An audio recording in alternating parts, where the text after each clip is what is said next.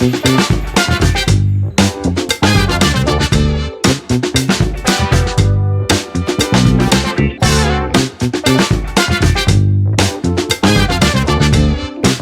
teman-teman semua, selamat datang di MT4 HMJ Manajemen AKD Unmul episode 1. Nah, kenalin, nama aku Laura, selaku pembawa acara di MT4 kali ini. Nah, hari ini khusus episode 1 kita bakal bahas soal MSIB. Nah, di samping aku udah ada Karai. Halo Karai. Halo Laura.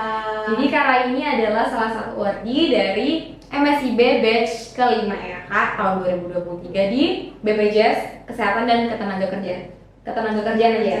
Ketenagakerjaan. Oke. Nah, Rai, kemarin kan Kakak ada daftar nih soal MSIB. Boleh dong Kakak sharing gimana sih Kakak dapat informasi terkait MSIB dari platform mana aja kira-kira?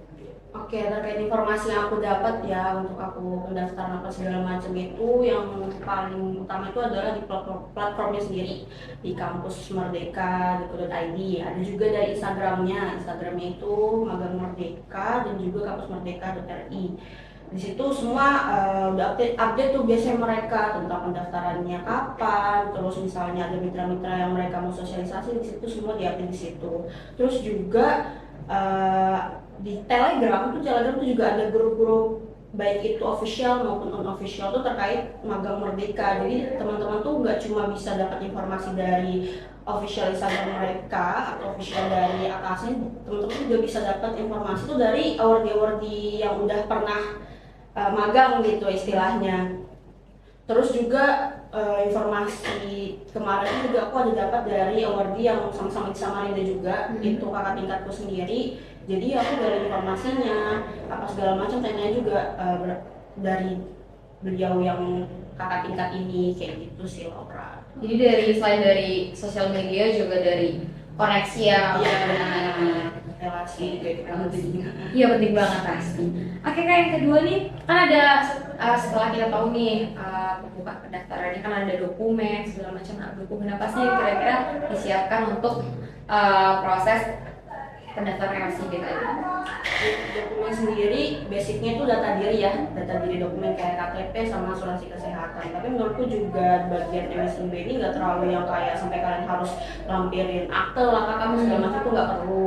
Yang diperlukan itu adalah KTP tadi aku bilang sama asuransi kesehatan. Nggak mesti BPJS kesehatan ya, asuransi kesehatan apapun yang aktif itu bisa digunakan buat apply. Terus juga yang penting karena kita magang ke perusahaan, itu yang disiapkan adalah CV atau kurikulum vitae atau daftar riwayat hidup. Nanti kita submit lah istilahnya ke web mereka. Terus juga ada kayak data pendukung ini kalau di MSIB itu kayak kegiatan-kegiatan kalian, baik itu kalian ikut seminar atau enggak kepanitiaan atau mungkin sertifikat kalian ikut organisasi, itu bisa kalian lampirkan juga sebagai kayak kalau data pendukung itu kayak nilai tambah istilahnya kalau misalnya buat apply magang di MSIB itu, kayak gitu sih dokumen basicnya kayak gitu. Tapi itu dari anunya ya MSIB-nya. Kalau misalnya dari mitra-mitranya kadang itu mereka ada persyaratan khusus lagi. Misalnya kita udah seleksi berkas nih, mereka mintanya ini, nanti mungkin dari mitra itu entah nanti disuruh buat esai atau mungkin video apa segala macam, nanti itu ada. Tapi yang jelas basicnya itu adalah yang kayak tadi aku sebutin. Berarti kalau misalnya kita mau daftar kayak desain grafis itu butuh portfolio juga ya. Portfolio desain, kalian pernah buat apa aja kayak gitu sih. Itu berarti tergantung sama mitra dan posisi yang kalian apply. Oke. Nah, kan selain itu juga kita perlu ini kan Kak, konsultasi nih ke pihak kampus ya kan. Kakak konsultasinya gimana sih ke pihak kampus atau kayak terkait dengan konversi SKS-nya itu gimana sih Kak untuk ke kampus sendiri? Oke, untuk konversi atau konsultasi ke prodi atau jurusan itu ya, itu betul-betul hal yang penting sih. Jadi kalau misalnya kalian tertarik buat ikut MSIB, hal yang perlu kalian lakukan adalah konsultasi dulu ke prodi atau ke jurusan kalian. Karena kalau misalnya kalian udah searching nih, misalnya udah kayak searching mitra segala macam, udah repot-repot pengen kesini pengen kesitu, tapi kalian belum konsultasi dan belum pasti gitu loh SKS itu bisa dikonversi apa enggak, itu malah bakal jadinya gagal gitu, nggak bisa. Karena kalau misalnya prodi kalian nggak terdaftar atau univ atau jurusan fakultas kalian itu nggak terdaftar di ikut MSIB, itu ya kalian nggak bisa lolos atau nggak bisa keterima MSIB gitu. Oke, nah boleh dong Kak mungkin tips-tipsnya dari Kakak sendiri untuk keterima MSIB, mungkin dari CV-nya gitu. Kalau dari BPJS Ketenagakerjaan sendiri, apa kemarin ada syarat-syarat buat CV-nya seperti apa gitu? Oke, untuk tipsnya ya, yang pertama mungkin yang aku sampaikan tuh basicnya adalah terkait perlengkapan dan persyaratan yang MSIB ajukan atau dari mitra ajukan tuh kalian harus kayak betul-betul pastiin itu tuh relevan sama kalian. Misalnya contoh kecilnya adalah jurusan, meskipun memang kalian bisa tuh apply, misalnya kalian jurusan manajemen baru mau apply yang kayak ilmu komunikasi jurusan apa segala macam kayak gitu, posisinya berhubungan kayak gitu bisa, tapi tingkat peluang keterima itu mungkin lebih kecil dibandingkan kalian apply posisi yang relevan gitu sama jurusan kalian. Itu terus terkait, jadi kalian pastikan aja dulu, oh ini KTP ku udah lengkap lah, apa segala macam, data diriku juga udah lengkap, CV ku apa yang aku lampirkan udah sesuai sama yang mau aku apply. Itu yang pertama. Terus terkait CV, kebetulan kemarin aku apply-nya itu pakai CV yang model ATS, jadi dia nggak banyak kayak desain apa segala macam. Karena memang aku waktu semester awal itu banyak ikut kepanitiaan ya sama organisasi, jadi aku lampirkan semua tuh, aku ikut kepanitiaan apa aja, aku ikut organisasi apa aja itu aku lampirkan. Terus juga aku lampirkan kayak posisi atau jabatan yang memang sedang aku dalami, dan itu aku tonjolkan di CV ATS tersebut. Jadi gak cuma aku sebutin aja aku sudah menjabat di sini, tapi aku sebutin juga apa yang aku lakuin, apa yang udah aku capai gitu. Misalnya aku dapat memimpin rapat atau sampai berapa kali pertemuan, atau mungkin aku bisa menyelesaikan program kerja dengan total berapa program kerja, itu aku lampirin kan. Terus juga aku lampirin juga terkait aku juga gak terlalu banyak prestasi ya teman-teman, gak terlalu banyak prestasi, aku cuma punya satu. Terus aku lampirin juga prestasi itu. Terus menurutku yang paling penting juga kalian lampirin kayak kemampuan yang udah atau keahlian yang kalian ada gitu, yang kalian punya. Kayak yang basic-basic misalnya Microsoft Excel atau segala macam, kan nggak mungkin ya anak kuliahan nggak bisa Excel, Word atau presentasi, itu udah kalian sehari-hari. Terus juga untuk soft skill itu aku lampirin kayak kepemimpinan, public speaking, aku lampirin juga kayak negosiasi atau mungkin dan lain-lain lah istilahnya, itu yang bisa menunjang. Karena kan biasanya kalau misalnya perusahaan itu dia pendaftarnya banyak, itu kan mereka nyari itu berdasarkan keyword gitu kan. Mereka keyword berdasarkan siapa sih yang memiliki ini di CV-nya, itu bisa kayak gitu teman-teman. Jadi ya sebisa mungkin apa yang ada di kalian itu kalian masukkan aja ke dalam CV kalian itu. Misalnya kalian punya percaya yang bagus, atau mungkin kalian kepemimpinan, manajemen mungkin dan sebagainya, itu bisa jadi poin plus dan peluang kalian keterima di magang itu bisa lebih besar. Berarti harus detail gitu ya? Benar. Gak gantung, jadi perusahaan itu bisa kalau nyari keywordnya gampang gitu. Jadi teman-teman harus wajib buat detail jelasin kalau misalnya kalian mungkin ada nih teman-teman yang aku gak punya pengalaman, cuma ikut kepanitiaan aja, itu pun jadi anggota, itu kan bisa kan dalam job desk yang kalian lakuin gitu kan ya. Kadang itu bisa pakai misalnya nggak terlalu aktif organisasi atau nggak terlalu punya prestasi. Aku juga ada sih di TikTok kan, di FYP kalian tuh bisa pakai, misalnya kalian ada ngerjain project-project di kelas, atau enggak ada nggak sih kalian tugas yang kayak buat seminar, itu juga bisa kalian lampirin kan sebagai apa di situ, kalian ngerjain apa itu juga bisa dilampirin. Yang jelas dalam kalian tinggal merangkai kata-katanya aja, merangkai kata-katanya itu yang menurut kalian tuh kayak wordnya bisa masuk gitu, yang relevan sama pekerjaan yang kalian apply. Jadi buat teman-teman yang mungkin kalau aku gak punya pengalaman nih atau kayaknya pengalaman masih kurang, itu kalian bisa banget pakai apa yang udah kalian lakukan.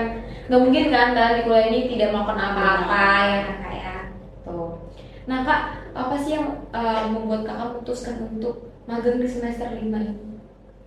Kayak kan tadi kan kalau di manajemen sendiri kan itu kan ada kayak tadi skripsi segala macam, terus juga Kakak ada masih sibuk-sibuknya organisasi mungkin, dan SKS-nya juga masih penuh kan ya kayak. Iya benar. Nah itu tuh apa sih yang membuat Kakak memutuskan untuk di semester 5? Karena banyak banget teman-teman aku tuh juga yang kayaknya semester 6 atau semester 7 aja deh biar udah lepas gitu. Benar.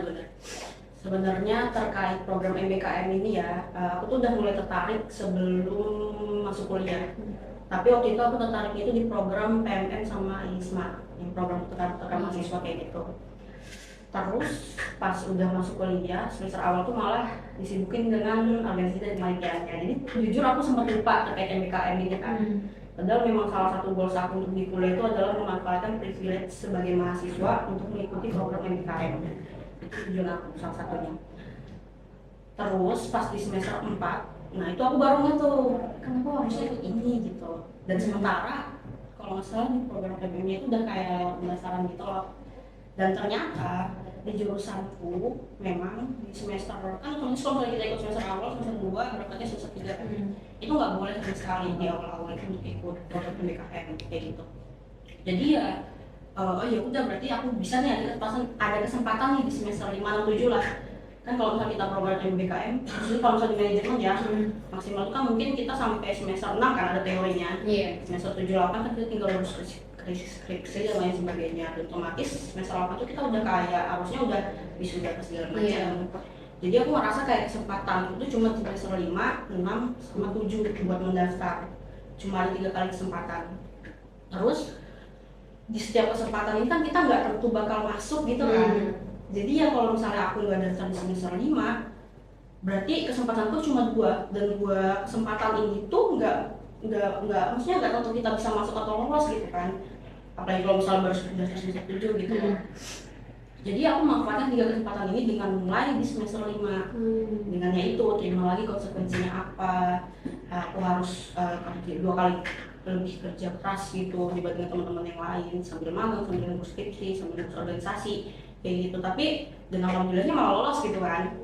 Ya udah, jadinya kalau misalnya memang kita udah ngambil resiko buat suatu hal yang lumayan berpengaruh terhadap kuliah kita, ya udah jalin aja dan terima konsekuensinya. Yang jelas ya udah kita kayak flow aja, kayak kerjain dan berusaha lebih keras gitu loh. Jadi kayak istilahnya aku kayak memanfaatkan kesempatan aja yang ada. Makanya aku ikut di semester 5. Tapi sebenarnya juga di lokasi magangku kayak karyawan itu kayak oh kamu kan semester 5 kayak aneh gitu loh, kayak masih semester 5. Harusnya kan kayak mereka tuh semester 6 atau 7, semester 7 kan, soalnya rata-rata juga ada anak magang lain selain MSIB sebenarnya. Itu mereka di semester 7 atau mungkin semester 7, 9 gitu magang. Tapi aku semester 5 gitu, tapi udah gak apa-apa gitu. Mereka tetap kayak udah beda-bedain lah istilahnya. Gitu. Jadi kayak istilahnya manfaatkan kesempatan aja loh. Jadi karena tadi takut ya kesempatannya mungkin kalau bukan tahun ini nggak mungkin juga takutnya tahun depan nggak keburu gitu kan. Jadi tiap kesempatan cobain aja dulu walaupun kita punya banyak kayaknya harus kuliah dan segala macam, cobain aja dulu. Kalau misalnya kita mau dan kita mau berusaha pasti bisa ya kayak ada aja jalannya. Betul banget. Nah Kak, kakak kan di MSIB itu kalau nggak salah ada 21 perusahaan nih batasnya. 22 ya, 22 lowongan. Kakak selain di BPJS Ketenagakerjaan itu gimana aja sih Kak? Oke, untuk lowongan tersebut atau posisi aku ya itu memang banyak sih, dan aku menuhin semua 22 posisi. Even aku memang cuma pengen di Samarinda aja ya, karena memang posisi di Samarinda itu terbatas banget, bahkan mungkin kayak cuma hitungan jari gitu. Kalau dulu entah di MSIB batch berapa aku lupa, itu dia kayak nggak dibatasin gitu loh. Jadi nggak cuma 22 posisi, dia bahkan bebas gitu loh. Jadi teman-teman tuh bisa kayak apply sampai lebih dari 22 atau mungkin 50 posisi yang mungkin chance-nya lebih tinggi kan buat keterimanya. Kemarin cuma 22 posisi dan aku apply semuanya itu kayak di BPJS Ketenagakerjaan yang utama, terus juga aku ada apply di lokal AT. Itu di lokal AT juga ada bagian Samarindanya, dia di posisi area marketing. Terus juga dia posisi apply-nya itu dia kayak bukan per perusahaan satu posisi gitu aja gitu loh. Jadi kayak per perusahaan tuh kayak banyak posisi yang bisa kita apply. Terus aku di BPJS Ketenagakerjaan itu kemarin mungkin ada kayak 5 lebih posisi gitu aku apply. Salah satunya itu ada junior analisis keuangan yang sama kayak konsentrasi aku. Terus ada apalagi gitu aku lupa. Selain area marketing lokal AT juga aku ada daftar ke Magenta, Pegadaian, ada juga daftar ke apa ya aku lupa, KMB atau KCMBA gitu. Dia di posisinya juga di Samarinda, Balikpapan, Balikpapan segala macam. Terus juga kayak posisi-posisi di luar Kalimantan juga aku kayak ada apply. Gitulah banyak, aku nggak bisa sebutin itu karena aku jujur lupa, tapi ya lumayan banyak. Dan pas posisi offering itu aku udah dapat pemberkasan itu lolos di kayaknya di BPJS TK, Magenta kalau nggak salah, sama yang KCMBA itu 3 kalau nggak salah. Tapi ya itu aku pilih-pilih lagi ya istilahnya, yang mana yang mau aku terima, tapi aku jalanin semua dulu gitu. Khususnya kayak di BPJS TK itu kan aku kemarin lolos itu di ASN sama di dunia analisis keuangan. Jadi ya kayak gitulah. Aku nggak bisa nyebutin banyak sih, aku lupa. Iya, berarti kita bisa milih banyak ya, walaupun dalam satu perusahaan itu kita bisa milih beberapa bagian atau posisi. Nah kak, untuk sistem seleksi kan tadi udah kayak pemberkasan, nah kayak mungkin kalau misalnya di tempat lain kan ada tes psikotes. Iya. Nah kalau di tempat-tempat kakak yang kakak apply itu apa aja sih kak selain itu tadi? Oke, selain pemberkasan ya, selain pemberkasan. Sebenarnya pas di MSCB-nya sendiri itu kita ada tes kebinekaan juga, jadi kayak singin soal itu. Terus mitranya sendiri itu kalau aku kemarin ARK kita itu setelah pemberkasan ada kayak wawancara online, ya online langsung dari HRD-nya BPJS Tenaga Kerjaan. Jadi memang di email ya, ini di email itu kita kayak dikasih pemberitahuan bahwa Anda lolos pemberkasan, terus selanjutnya akan ada seleksi wawancara, terus nanti disebutin jadwalnya kapan, terus habis itu jadwalnya kapan apa segala macam. Nanti kita kayak ya udah pastiin itu lewat Zoom, pastiin kalau misalnya kita bisa gitu buat hadir segala macam. Kemarin tuh aku dapat 2, junior analisis keuangan sama aku representasi khusus. Terus fun fact, sebenarnya ini klienku sih, aku udah dapat email ini karena aku nggak sering cek email. Ini juga ya kayak disclaimer buat teman-teman, kalau misalnya memang nanti udah apply posisi itu kalian harus sering-sering cek email sama WA WhatsApp kalian, karena kadang ada yang lewat email, kadang ada yang lewat WhatsApp, dia kayak ngirim pesan email. Terus kalau di email itu kan kayak ada notifikasi kan dari aku sempat kelewat yang ARK. Jadi kalau nggak salah dari HRD-nya itu Minggu kirim, baru jadwalnya Selasa, terus aku baru buka di besoknya hari Rabu. Wow. Terus itu bagian ARK kan, ternyata di junior analisis keuangan itu ada email masuk juga. Nah aku tuh kayak ngehnya atau notisnya itu pas di junior analisis keuangan ini ngirim undangan buat wawancara itu di hari aku ngecek email, dan itu undangannya di besoknya apa lusanya gitu kalau nggak salah. Kan aku tahu gitu kan, aku sambil nanya juga kan sama Katin, kalau misalnya kayaknya di Samarinda, sementara junior analisis keuangan ini yang di pusat di luar Kalimantan.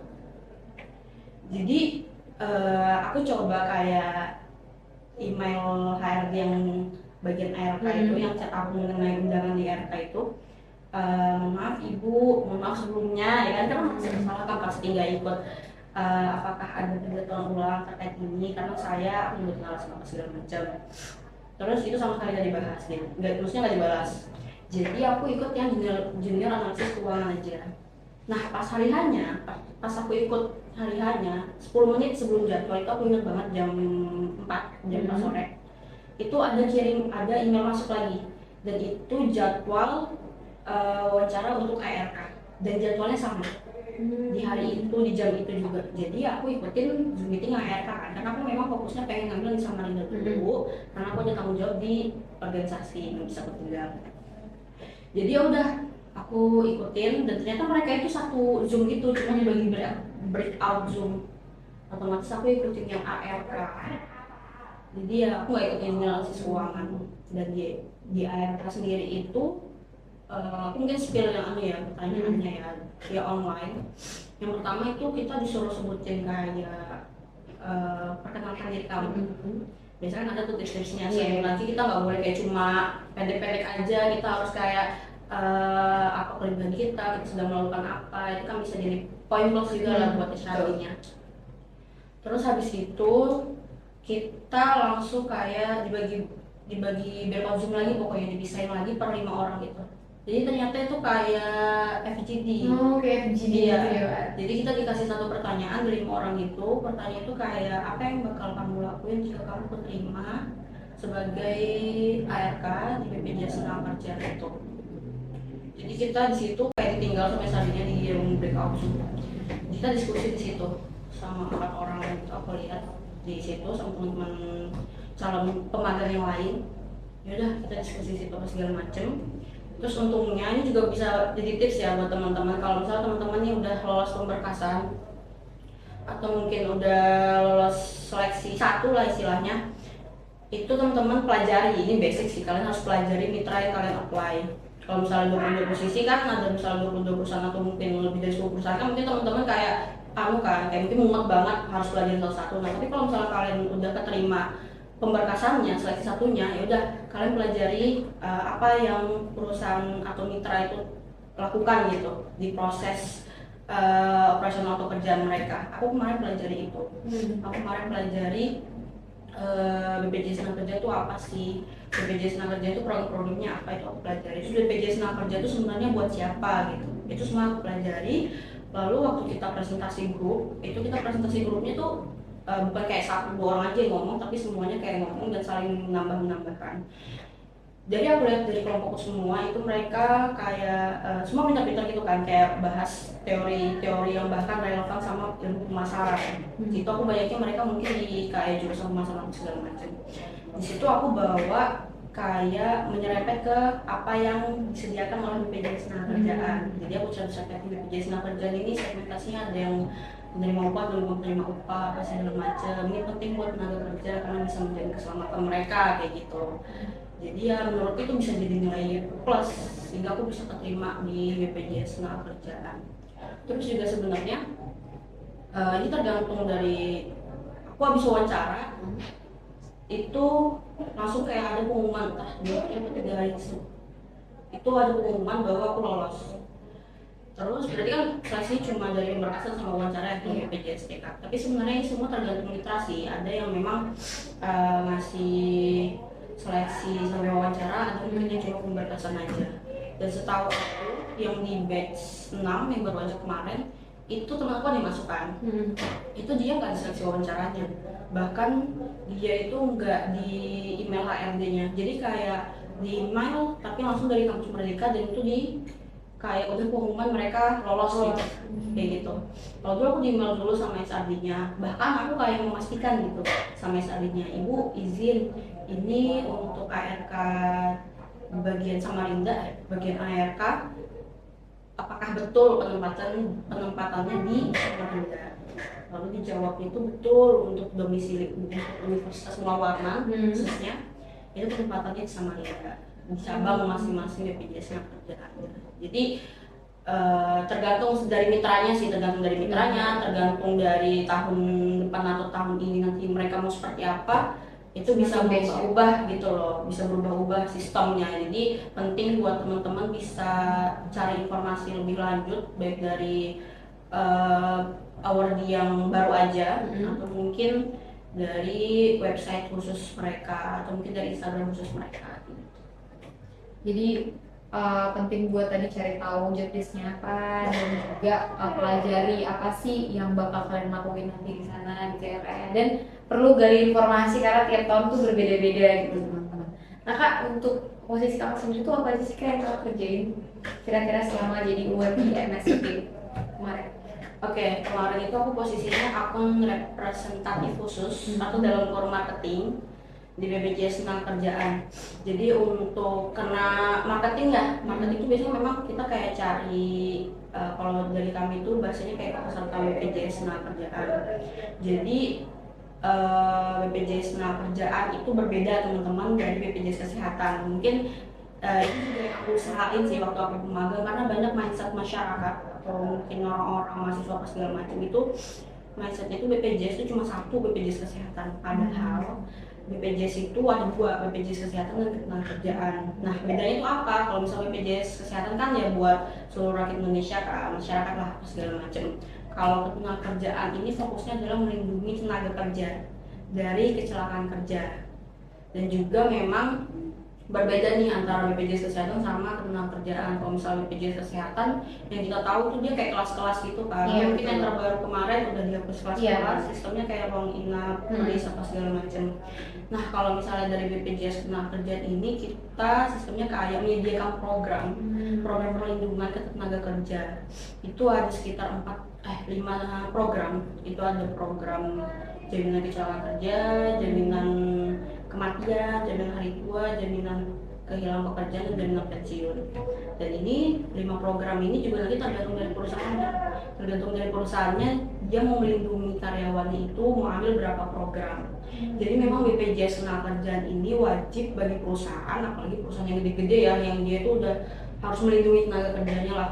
Itu wajib. Tapi juga bisa BPJS Ketenagakerjaan ini buat kayak pelaku UMKM atau pedagang-pedagang dan lain sebagainya. Itu buat melindungi mereka supaya kalau misalnya mereka mohon maaf mungkin kecelakaan waktu bekerja atau mungkin mereka waktu bekerja itu mohon maaf sampai meninggal dunia apa segala macam, itu mereka bisa dapat jaminan. Ini potong aja berarti. Iya, pedagang tadi. Terus pedagang cari kerja betul? UMKM pedagang. Oke, jadi memang BPJS Ketenagakerjaan itu gak cuma khusus pekerja yang lingkupnya atau enggak usahanya di bawah ada izinnya apa segala macam. Kalau misalnya ke pedagang UMKM itu juga bisa, itu juga bisa. Yang jelas tujuannya dari BPJS Ketenagakerjaan itu adalah melindungi tenaga kerja, baik itu dari perusahaan maupun tenaga kerja kayak yang usaha sendiri apa segala macam. Terus tugasnya apa? Yaitu yang pertama kita cari tuh tenaga kerja atau badan usaha atau perusahaan yang belum terdaftar di BPJS Ketenagakerjaan. Baru kayak kita sosialisasikan jadi apa sih BPJS Ketenagakerjaan. Selama aku sosialisasi, banyaknya itu mereka yang belum tahu gitu. Stigmanya itu masih BPJS itu cuma BPJS Kesehatan. Masih banyak yang belum tahu kayak benefit apa aja yang bisa didapat di BPJS Ketenagakerjaan kalau misalnya mereka melindungi atau mendaftarkan karyawannya di BPJS Ketenagakerjaan. Jadi itu tugas kita itu kayak mensosialisasikan mereka, memberikan mereka pengertian terkait BPJS Ketenagakerjaan itu sendiri. Terus juga biasanya marketing memang ada target gitu kan. Ya kita berusahain juga bisa memenuhi target yang punya dapat kepesertaan itu, entah itu kepesertaan baru atau mungkin pengaktifan ulang kepesertaan BPJS Ketenagakerjaan. Itu sih tugas utamanya di aku representatif khusus atau marketing. Sisanya ya kayak kita bantu di kantor aja kayak input data segala macam dari rekan kerja. Itu nggak masalah sih, malah kayak menurutku jadi kayak apa ya, ada insight baru, oh gini ternyata caranya. Kayak apa sih di Excel yang memang biasanya cuma pekerja-pekerja yang udah belasan tahun lah yang cara cepat apa segala macam tuh bisa diajarin di situ. Jadi ya nggak apa-apa gitu, istilahnya di luar job kita kerjain bantuin kerja itu nggak apa-apa, kan buat ilmu juga buat kita. Kayak gitu sih dikerjain. Berarti ilmu yang gak didapat kakak di kampus, kakak dapat lagi di waktu kakak jadi ORD dari MSC. Bener. Nah kak, kan tadi udah tuh kerjaannya macam dari pendaftarannya. Nah, benefit apa sih yang kakak dapetin setelah kakak menjadi ORD MSC ini? Oke, untuk benefit ini menurutku kayak banyak dan sangat worth it nih buat mahasiswa untuk memanfaatkan privilege untuk ikut MBKM ini. Yang pertama adalah yaitu pengalaman, experience yang kalian dapat untuk terjun ke dunia kerja langsung. Karena kan kalau misalnya kita jadi mahasiswa ke kelasnya, kalau misalnya ada kelas aja kan, mungkin kalau misalnya ikut organisasi beda lagi, mungkin bisa dapat yang lain. Kalau misalnya ke kelas aja itu pun belum tentu dosennya masuk lah atau segala macam, bisa aja kayak gitu. Kalau misalnya ya kita kerja langsung, kalau misalnya kita kerja itu kan kita kayak waktu bekerja dari jam 8 masuk baru sampai jam 5, dimana kita itu kayak dapetin kayak vibes gimana sih situasi atau suasana kita bekerja itu nanti kayak gimana gitu. Ya udah kita dapetin itu pengalamannya. Terus juga kita dapetin pengetahuan atau knowledge-nya dari mentor. Jadi kita ada mentor gitu kan di masing-masing perusahaan atau mitra. Nah nanti kita diajarin tuh sama mentor apa sih BPJS Ketenagakerjaan itu, kenapa sih kita harus daftar sebagai tenaga kerja yang harus mempunyai BPJS Ketenagakerjaan itu, kita dikasih tahu terus gimana sih cara sosialisasi yang baik, gimana juga cara memberikan pengertian agar calon peserta BPJS Ketenagakerjaan itu bisa mau daftar gitu istilahnya kayak gitu. Terus ya relasi ya, itu relasi udah pasti dapat sih, itu ke partner kita magang, ke mentor, atau mungkin ke peserta-peserta calon nasabah atau calon peserta yang bakal kita hubungin langsung apa segala macam. Itu kan ada prosesnya, yang pasti kita bakal berhubungan terus kan sama calon peserta khususnya di BPJS Tenaga Kerjaan itu kan. Ya itu relasi juga penting kan buat kita. Aku pun juga masuk MSIB juga karena ada relasi gitu istilahnya. Terus yang terakhir itu adalah terkait BBH sama biaya akomodasi. Ini mungkin yang paling menarik gitu ya menurut mahasiswa, karena BBH itu bantuan biaya hidup. Jadi teman-teman kita itu nggak dapat gaji, nggak dapat salary di MSIB ini, tapi kita dapat BBH. BBH itu bantuan biaya hidup yang kita dapat itu 2,8 juta per bulan, tapi dikasihnya itu kayak dirapel gitu per 2-3 bulan. Terus kita juga bisa dapat biaya akomodasi kalau kita keluar kota, atau maksudnya keluar domisili kita gitu istilahnya. Jadi misalnya nih kalian nih domisiliin Samarinda, terus apply di DPR RI, di Jakarta segala macam. Nah itu untuk tiket pesawat itu ditanggung oleh MSIB. Jadi Kemendikbudristek akan ngasih kalian langsung tiket, jadi kalian tinggal berangkat. Terus mungkin untuk biaya hidupnya di sana yaitu yang tadi. Terus ada juga biaya akomodasi. Nah biaya akomodasi ini buat mahasiswa yang magangnya misalnya domisilinya sama Samarinda, terus mau magang di luar Kalimantan, otomatis tiket pesawatnya itu bakal ditanggung langsung oleh MSIB, oleh pusatnya kayak gitu. Jadi ya menurutku lumayan banget kan, dapat BBH, dapat tiket pesawat juga kalau misalnya keluar. Jadi ya dari benefit-benefit yang aku sebutin tadi, menurutku mahasiswa itu memang harus manfaatin privilege tersebut sih. Terus juga semua program MBKM buat mahasiswa itu maksimal mengikuti 2 kali program. Jadi misalnya kalian mau campur ikut PMM sama MSIB atau ikut ISMA sama magang segala itu boleh maksimal 2 kali. Nah diharapin buat teman-teman, buat Lora, buat yang lain juga, kalau misalnya memang mau ikut program MBKM ini harus sih, kalian harus manfaatin privilege ini. Itu ya ikutin mungkin dari semester 5, 6 mungkin coba aja dulu daftar. Ya kan kita kan nggak tahu ya itu bakal lolos atau enggak, coba aja dulu daftar semester 5 mungkin. Terus ya udah kalian kayak jalin aja persyaratannya, pemberkasan, wawancara apa segala macem. Dan itu ya udah buat kalian juga kan istilahnya, buat pengalaman kalian, buat kalian satu mini CV itu kan kayak bagus banget tuh MSIB. Jadi ya manfaatin lah kesempatan itu. Karena lumayan banget ya kayak tadi dari uang saku lah ya dari yang diberikan sama perusahaan. Itu pasti, itu kayaknya banyak banget yang tertarik daftar MSIB karena benefit itu tadi banyak ya kan, selain ilmu, tadi kita juga dapat pengalaman, terus dapat relasi, dan yang terakhir dapat uang saku yang lumayan juga gitu. Oke, terima kasih banget buat Kak Rai atas sharing-sharingnya. Semoga teman-teman nih makin tertarik dan makin semangat untuk daftar karena ini masih masa pendaftaran ya buat teman-teman. Semangat semuanya. Mungkin kalau misalnya kalian tadi berpikir nggak ada pengalaman, tadi udah dikasih tipsnya juga sama Kak Rai, dan semoga teman-teman semangat dan bisa lancar buat daftar MSIB-nya dan keterima di mitra yang kalian inginkan. Terima kasih Kak Rai, Terima kasih juga kita ajak untuk sharing-sharing terkait MSIB. Itu tadi episode 1 dari MT Pods. Terima kasih teman-teman sudah mau nonton, dan sampai jumpa di MT Pods selanjutnya. See you. Dadah. Dadah.